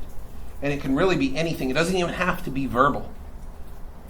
It kind of exploded things. And Burke is responsible for this because he said, when I identify with something, right? You look at what people are wearing. You assume people wear shirts for things that they want to rep, right? But it might be a false assumption. Like, no, I don't really like. Is this like the Grateful Dead shirt? Is that what it is? Yeah. So he must love the Grateful Dead. But it might also be that he's like, I just threw the shirt on. It's my brother's. I don't know what it means. Like this happened to me once. I was walking across campus. I saw this guy with a sweatshirt on and it said Meninist. Like feminist, but it said Meninist. And I was like, what the hell? Is that seriously a shirt that you could get? Like, that's kind of embarrassing. So I wanted to go talk to him, and I'm like, what is this shirt? What is Meninist? He was like, huh? Oh, I don't know. This was like my roommate's. It was on the floor, and I was cold, so I wore it. I didn't even think about, it's like, I don't know. I was like, what does it mean? I don't know. But I don't know. Maybe he was, protecting himself. He could have been lying. I don't know. Maybe he's like on his way to the Meninist Club meeting. Men's rights, men's rights. But it's about the study of meaning. So rhetoric is about how we negotiate meaning over symbols, how we negotiate meaning over events, and what those things mean. This is what the art of rhetoric might be. Is like, why is this important? Why does it matter which Marvel movie is the best one? Or why does it matter that this event was fascist? Why does these things matter? How do we negotiate that? How do we fight about that? Over here. Oh, ILR. Yeah, He's repping the... National Love Revolution. Oh, okay. It's all about love for you, Sam, right? Yeah. Yeah, of course. Not that ILR. So identification, as I identify with something, it comes with it, according to Burke, division. So a lot of rhetoricians will say rhetoric is identification / division, because when I identify with something, I'm dividing from all of the things that my audience thinks that is not. And that happens so automatically and so quickly, you can't possibly account for everything. So if I say, I really, really like this band, or I really, really like this person, or this artist, or this movie, in the mind of the audience, it'll be like, oh, that means that they don't like these things. And that happens pretty automatically. And that's how we size each other up and size up meaning. Burke goes further in this, in identification as rhetoric, to say what we want to be is consubstantial with the people and the things that we love. We can't be them. And he argues in his work, he's like, we're not like angels. Angels, for Kenneth Burke, like biblical angels, they have perfect communication. They all have the same mind. So they know exactly what everyone's thinking at the same time. It kind of might be a nightmare, if you think about it. But we're cut off from that. But he says, if you could attach the neurons from your brain to somebody else's, like Elon Musk kind of stuff, like Neuralink or whatever, if you could do this, then we wouldn't need rhetoric. We wouldn't need identification and consubstantial, because we know each other's mind perfectly, without words, without any kind of communication. It's that gap that we want to be as close as possible to the things we think are cool, or how we see ourselves being in the world. That's what consubstantiality is. We do it through negotiating, identification, and division all the time. What we do is when we hear somebody speak and we see what they identify with, we are able to construct their motive. Life for Kenneth Burke is all about motives. He's a big theater guy. And he's, you know how people say that theater mirrors life? Have you heard people say that before? Burke reverses it. He's like, life mirrors theater. Drama shows us and gives us a toolkit for how to be and how to respond to other people. So when we're watching a movie or watching a TV show or something like that, and we're like watching somebody do something sneaky, we're like, why are they doing that? They're trying to get away with something. We want to size up their motives. That's part of the joy of drama. And then we say, oh, because of these motives, that's the bad guy. Or because of these motives, I think that character's cool. I want to be consubstantial with that character's identification. That's my favorite character. And people are like, what? How could you like them? They're like, here's why. And we have these fun debates. So we size up motive, and then after that motive, we get an attitude. So when someone tells you that they support a particular political candidate, or they're wearing their shirt, you're like, that idiot. Right? That's like attitude. How do I feel about that identification that has been presented? This person wants to be whatever they're identifying with. They want to be as close to it as possible. Why do they want to do that? Now I know how to feel about them. That's how rhetoric works for Kenneth Burke. Does that make sense? So, rhetoric now can help us make sense of these photos that are circulating, or photos of recent events. Do you know what this is a picture of? Anybody? Yeah. Pig, yes, very good. Yes? Tim Walls at the State Fair. Tim Walls at the State Fair, where? Minnesota. Minnesota. And who's Tim Walls? Governor of Minnesota. Governor of Minnesota. Now, why is this picture circulating? He's running for vice president. Right, but how does this help him? Where's the logic? Where's the reason that he should be vice president? This is not rhetorical. He's not making an argument. He's a likable guy. He smiles. He holds pigs. Yeah, he's like, He's friendly. young people would say he's wholesome. Wholesome vibes. Dad vibes. Right? This is why this circulates. And this is not like, if you don't think about rhetoric, you're like, this is who this guy is. But when we think about rhetoric, we're like, this is who he wants to be. He's presenting this. This is him attempting to be consubstantial with a particular kind of vibe so that we get the correct attitude about him. So that then we understand his motives are to be wholesome and hold baby pigs, and not to be like, one of the most powerful office holders in the world, not to have control of nuclear weapons. No. He's he's a cute grandpa vibes dude. And we love that. We stan this, right? And that's what they're hoping to accomplish, right? Let's look at another image from recent politics, one of my favorite recent political events. You guys remember this? Did you watch the convention? You remember this? Do you guys know who this is? Not Tim Walz. Who is it? Hulk Hogan. And this was him at the beginning of his speech here at the Republican National Convention, where he ripped the shirt off and showed that he's supporting the Trump ticket. And they played this music, and he did these like wrestling moves. This is also rhetorical. You might just think, what a weird stunt. You might think, this is meant to get people who like Hulk Hogan or like wrestling or like this kind of tough guy image to support the Trump-Vance position.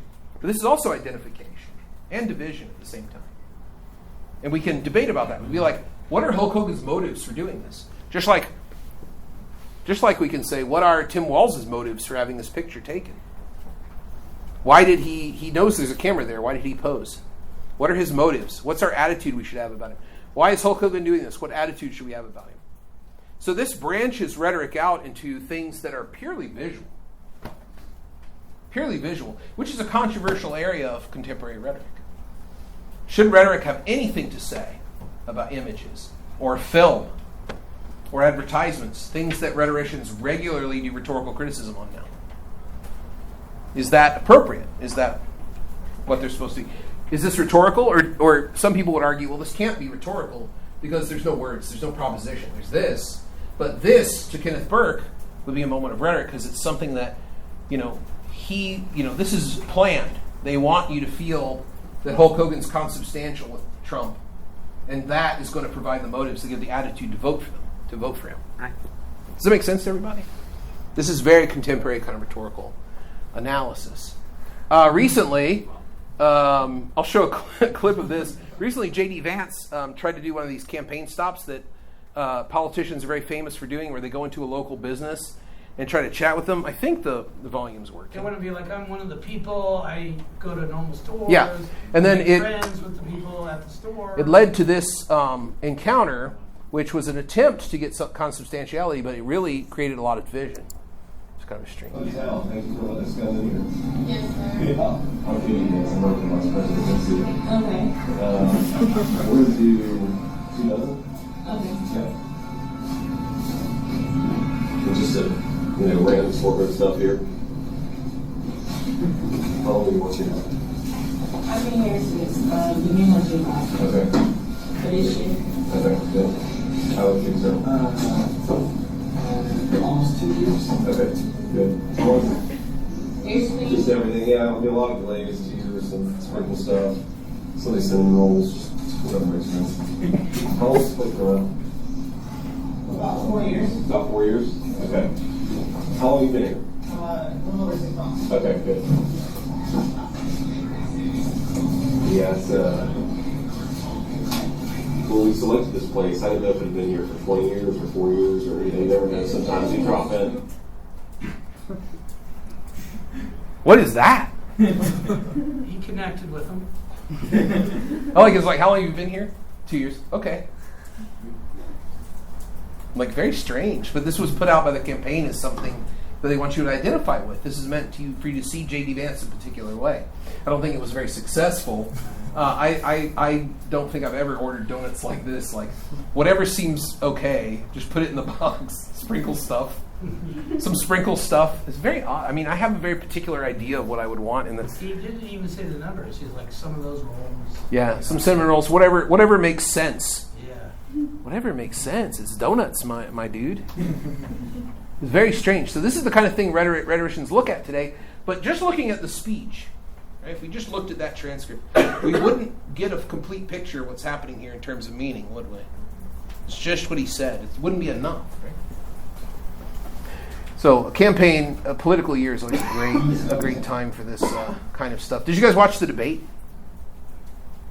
So when you watch the debate, it's hard to know how to make sense of it, or what to think, or how to feel about it. Let's see what we can do with the rhetoric that we know, with a couple of the debate clips, and see what we could say that a rhetorician might say that somebody who's a journalist wouldn't say. Because journalist analysis is always the same. It's like, Well, did they use the facts? Here's the factometer. Factometer, and it's like, what? Isn't a debate supposed to be more than a recitation of facts? Like, presidential debates are odd to me because they're a test in what presidents never do. The job of the president does not involve standing at a podium with no notes and no advisors and off the top of their head telling you what they would do about a question they heard a minute ago. They go to a big room full of advisors and the best intelligence in the world, and they talk to experts for hours and days, and they make a decision. Why do these events even matter? What do they do for us? They're so strange. They're very anti-presidential. It's like if you went to a job interview and they were like, assemble this car engine. And they're like, okay, welcome to Deutsche Bank. You'll be doing finance advising, advising people on their retirement. It doesn't make any sense. Why is this the job interview? But let's see what... It's a test. Yeah, I guess it's a really bad test, right, I would say. But from rhetoric, we can maybe derive something better than, is this truly the best person for the job? Which is one rubric we could use. Or did they use the right facts? Or do they have a good plan? Maybe if we analyze it rhetorically and we think about Burke, we think about identification, we think about those things, we might be able to say something more about the debate that might be more useful to us. So let's see what we've got. I hope this works.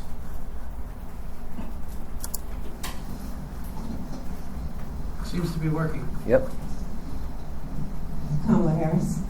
Is that good page? Thank you. Already, we have something to write about. Right? What happened? Let's keep going. We'll go through just the first question. I don't want to PTSD people. To you both. It's wonderful to have you. It's an honor to have you both here tonight. Good evening. We are looking forward to a spirited and thoughtful debate. Well, So let's get started. I want to begin tonight. Good luck, lady. That voters repeatedly say is their number one issue, and that is the economy and the cost of living in this country. Vice President Harris, you and President Trump were elected 4 years ago, and your opponent on the stage here tonight often asks his supporters, are you better off than you were David 4 is years nervous. ago? When it comes to the economy, do you believe Americans are better off than they were 4 years ago? So I was raised as a middle-class kid, and I am actually the only person on this stage who has a plan that is about lifting up the middle class and working people of America. I believe in the ambition, the aspirations, the dreams of the American people. And that is why I imagine and have actually a plan to build what I call an opportunity economy. Because here's the thing. We know that we have a shortage of homes and housing. And the cost of housing is too expensive for far too many people. We know that young families need support to raise their children, and I intend on extending a tax cut for those families of $6,000, which is the largest child tax credit that we have given in a long time, so that those young families can afford to buy a crib, buy a car seat, buy clothes for their children. My passion, one of them, is small businesses. My mother raised my sister and me, but there was a woman who helped raise us. We call her our second mother. She was a small business owner. I love our small businesses. My plan is to give a $50,000 tax deduction to start up small businesses, knowing they are part of the backbone of America's economy.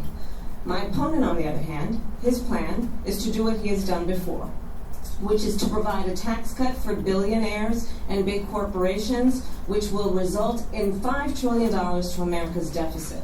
My opponent has a plan that I call the Trump's sales tax, which would be a 20% tax on everyday goods that you rely on to get through the month. Economists have said that Trump sales tax would actually result for middle-class families in about $4,000 more a year because of his policies and his ideas about what should be the backs of middle-class people paying for tax cuts for billionaires.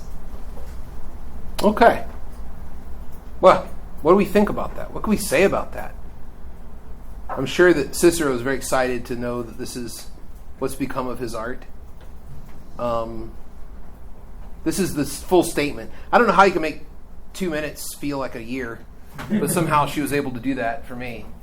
What do you make of this? What's going on here? What can you say about this from the rhetoric the theory that we've covered? Yes.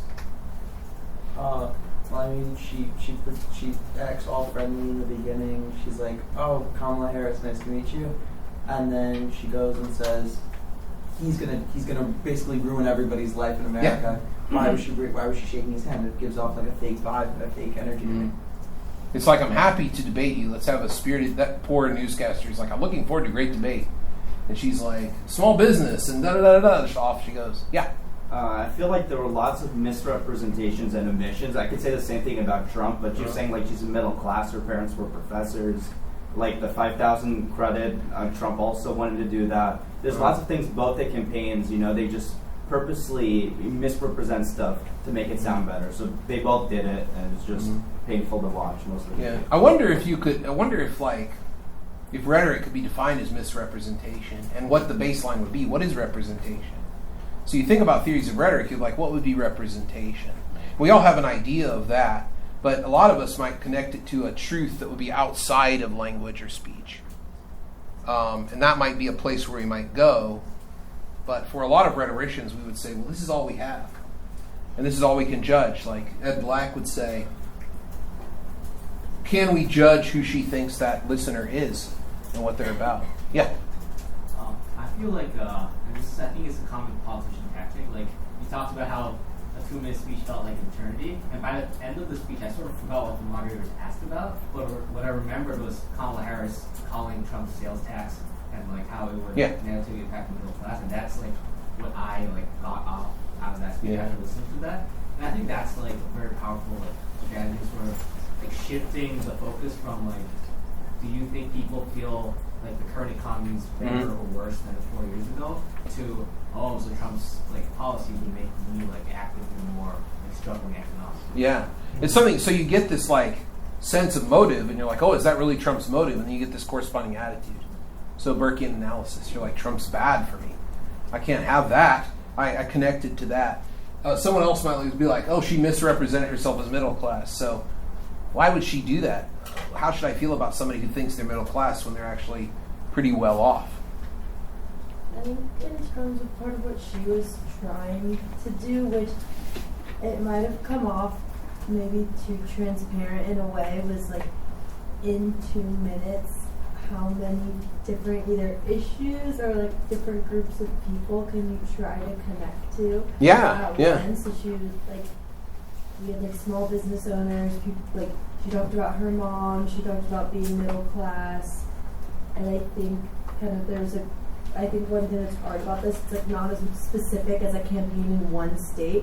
So the politicians are trying to, with a certain issue, kind of make sure that everyone who's watching is like, oh, like that applies to me or this applies to me, like regardless of what she's saying about the economy, if they feel heard by what she's talking about. Yeah. It's probably effective for some people. But yeah, it's something Sam and I are familiar with in debate, spaghetti offense, where it's like any noodle, like when I throw my entire pot of spaghetti, whatever noodle stick, that's what I'm going with. Those are my best arguments, right? I was going to just say that I think like there's a certain expectation when people see a debate, and it's kind of the same expectation when people go watch like an auto race. They like to see who wins, but you know what they really like? The crashes, right? Those are really interesting. And so the question is important because you got to talk about something. But what they really like is the clash and the attacks. And the highlight reel. Yeah, the highlight. And that's the auto crash, where she goes, he doesn't even have a plan. Or his plan is to have a sales tax of 20% on everything that you buy. Mm-hmm. You want that? Raise your hand, right? And so it's the attacks that people remember, and that's why they're watching the debates. They want that clash. Yeah, it's like watching a whole baseball game or just turning on SportsCenter and you just see all the like crack, crack, crack, like all the home runs, and you see all the action, and you're like, okay, that's good enough for me. No one really cares about the other part. They're getting a Pepsi or something. Yeah, where they're like standing around, chewing gum or whatever. Yeah. Nobody. But so that might be the strategy, which means you're not the audience for this. It's the media and what clips the media is going to pull out. So that would give you a particular kind of attitude towards the event or towards what's going on with her. If I could just make one other quick comment. So I've tracked people for these kind of debates before, politicians trying to win an election, and they think, lots of times they think, who wins the debate will win the election. That never happens.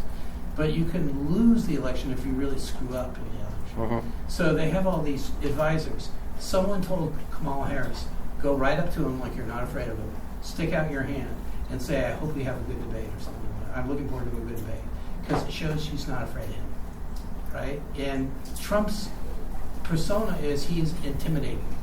And you're going to go right in his face and say, bring it. It would have been better if she would have said, bring it. Give me your best I don't know shot. about that. Give me your best shot. But instead, she tempered it, right? Sound advice. Say, basically she said, I'm looking forward to a good debate. In other words, I'm looking forward to civil discourse. Yeah, right. So don't pull any of your normal BS. Right. 1v1 me right now. Yeah. But I like that idea how somebody who made a lot of money said, go up to him, go over into his area, shake his hand, you're not afraid. Mm-hmm. And that was what I noticed. Yeah, and he was like surprised by that. He was Yeah. like, oh, nice to see you. Have fun. Remember against Hillary Clinton, he walked behind her while she was talking. Yeah, he's like looming around behind her. It's walked very behind her strange. while she Yeah. was talking. Let's hear Trump's response to the same question. This question comes from a presidential debate in the 80s, where as a closing statement, Ronald Reagan debating Jimmy Carter, in his closing statement, he was like, when you go to vote, you only have to ask yourself one simple question. Am I better off than I was 4 years ago? And then he made that into a cadence. And ever since then, every presidential debate since the 1980 Carter-Reagan debate, everyone has turned Ronald Reagan's strategic rhetorical response into a question for the debate. It's become the measure. Are you better off than you were 4 years ago? And Reagan used that kind of as a device in a closing statement in the debate. You can go watch it. It's a very famous closing statement. President Reagan called the great communicator because he was so savvy with his speeches. Let's see Trump's response here real quick. President Trump, we'll give you 2 minutes. First of all, I have no sales tax. That's an incorrect statement. She knows that. We're doing tariffs on other countries. Other countries are going to finally, after 75 years, pay us back for all that we've done for the world. And the tariff will be substantial in some cases. I took in billions and billions of dollars, as you know, from China. In fact, they never took the tariff off because it was so much money they can't. It would totally destroy everything that they've set out to do. They're taking in billions of dollars from China and other places. They've left the tariffs on. When I had it, I had tariffs, and yet I had no inflation. Look, we've had a terrible economy because inflation which is really known as a country buster. It breaks up countries. We have inflation like very few people have ever seen before, probably the worst in our nation's history. We were at 21%, but that's being generous because many things are 50, 60, 70, and 80% higher than they were just a few years ago. This has been a disaster for people, for the middle class, but for every class. On top of that, we have millions of people pouring into our country from prisons and jails, from mental institutions and insane asylums, and they're coming in and they're taking jobs that are occupied right now by African Americans and Hispanics, and also unions. Unions are going to be affected very soon. And you see what's happening. You see what's happening with towns throughout the United States. You look at Springfield, Ohio. You look at Aurora in Colorado. They are taking over the towns. They're taking over buildings. They're going in violently. These are the people that Xi and Biden led into our country, and they're destroying our country. They're dangerous. They're at the highest level of criminality, and we have to get them out. We have to get them out fast. I created one of the greatest economies in the history of our country. I'll do it again, and even better. That's what he had to say. So, thoughts about that? What's going on here rhetorically? What can you say? I mean, the easy thing to say is like, well, did they tell the truth? Did they misrepresent what they're really going to do? But from the rhetorical perspective, we're like, how do these words constitute the audience? How do these words constitute reality? What identifications are they going for? Who do they think is listening? Who do they want you to become? Who do they want you to be? How are they using like the Gorgias, kind of the pharmacon here? Yeah, I was just going to say, especially towards the end of that, Trump wants to use fear more, like using words like taking over, destroying, like kind of saying, vote for me, or if not, there will be fear instilled in you. Mm-hmm. It's like, here's the condition of our country right now, being taken over by the worst sort of elements of immigrants pouring in and taking over cities. And it makes you think, you're like, maybe I should go look up Springfield. And he has more comments to say about Springfield, as we all know, but later in the debate. Aurora, Colorado, and things like that. And he's kind of painting a picture of a world that looks pretty disastrous. And it's meant to say, oh my gosh, if this is the way the world is, well, then I need to act differently. Yeah. Anybody else? This is a long-held conservative trope. The barbarians are at the gates. We have to keep them out because they're not us. And they will come here and they will eat us, or at least our pets. Ancient Greek word, barbaros, is the word for a Persian. Really? Contemporary Iran, like they're big enemies. The Greeks hate each other and fight all the time, like siblings. But when the Persians come, they all unite and they go like, Xerxes, But it's, Darius, this is a long, ancient argument.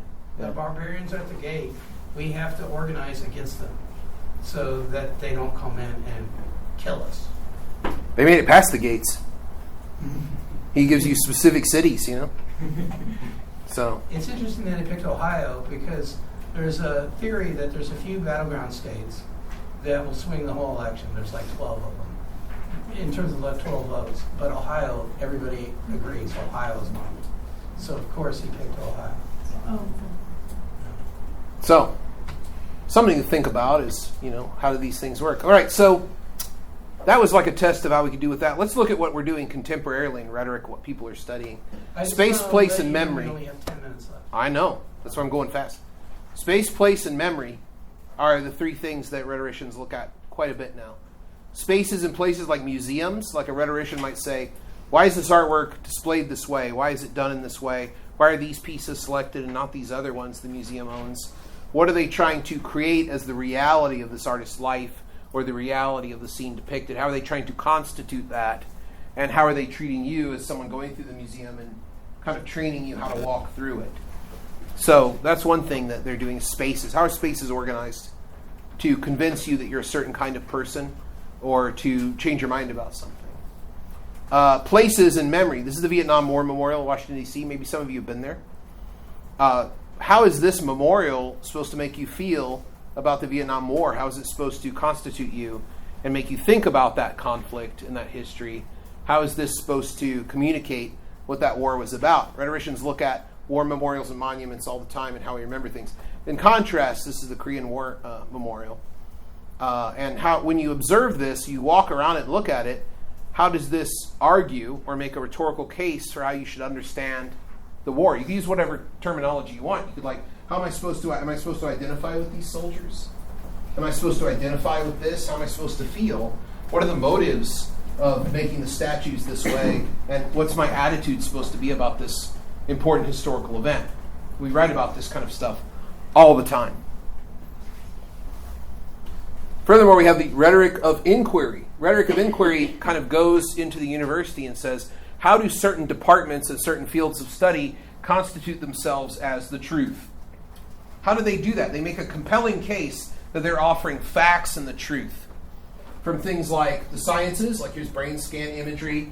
You study this is like the colors have been added later on.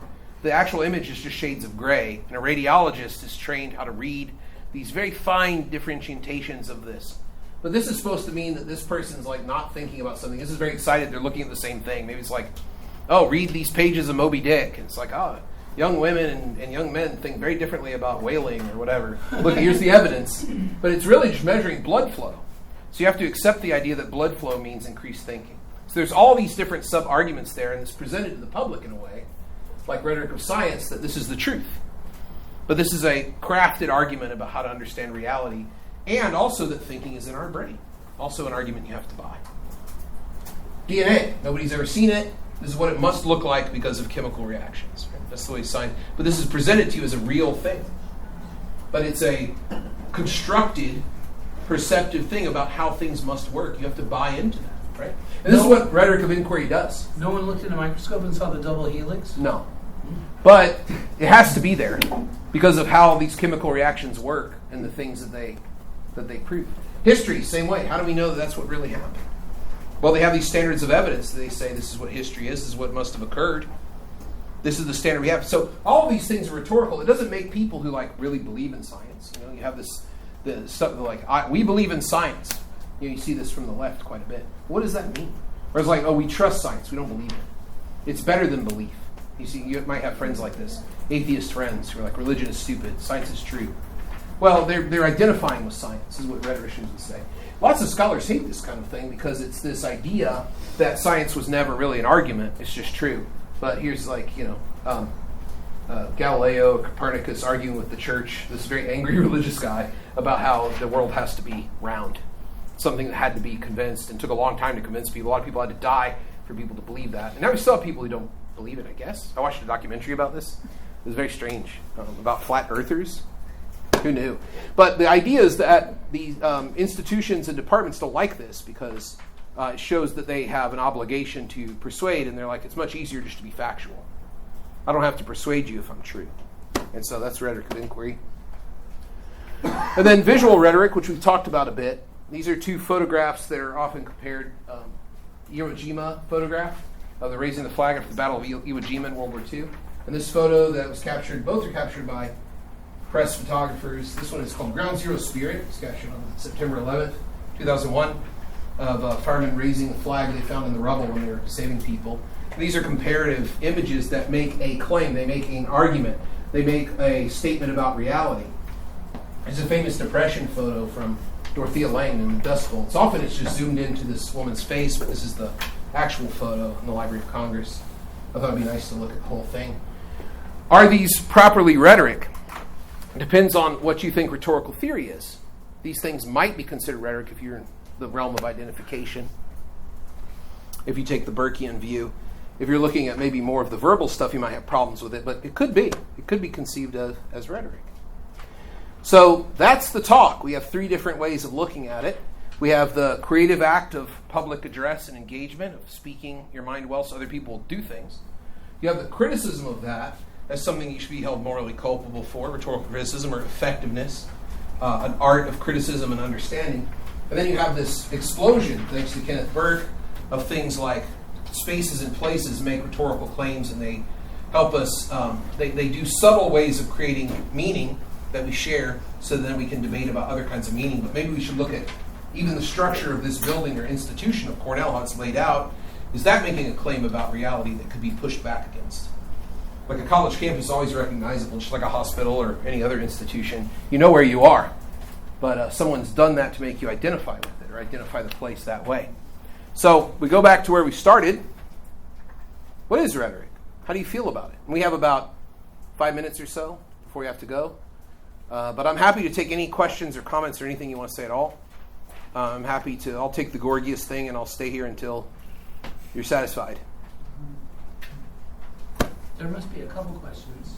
Or a comment, like, you suck, or play Freebird. I get that one a lot. Someone must have one question about that. I have a question. Yeah, sure. What is your favorite rhetorician?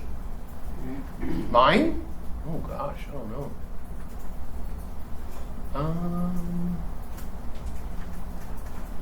Probably Burke. I would say probably Kenneth Burke. Yeah. Hard to say. What? Can I ask you something about Burke? I don't know if he's, rhetorician. You have, ancient Greek, we have all of the ancient Greek that we're ever going to have until they dig up, they dig up these boxes that have papyri in them, and then we learn more words. But, we have this lexicon of ancient Greek. It's like the Oxford official lexicon of all the Greek words that are extant. And you can buy a lexicon and it'll tell you how many times this word appears in all the texts we have from the ancient world. So, you have this ancient Greek word. Rhetoros, which that ending makes it nominative case. This is a speaker or an orator. A public speaker, someone giving a speech, a speaker. You might identify someone as a speaker, that's what they're good at. Only in Plato do we see this word appear for the first time.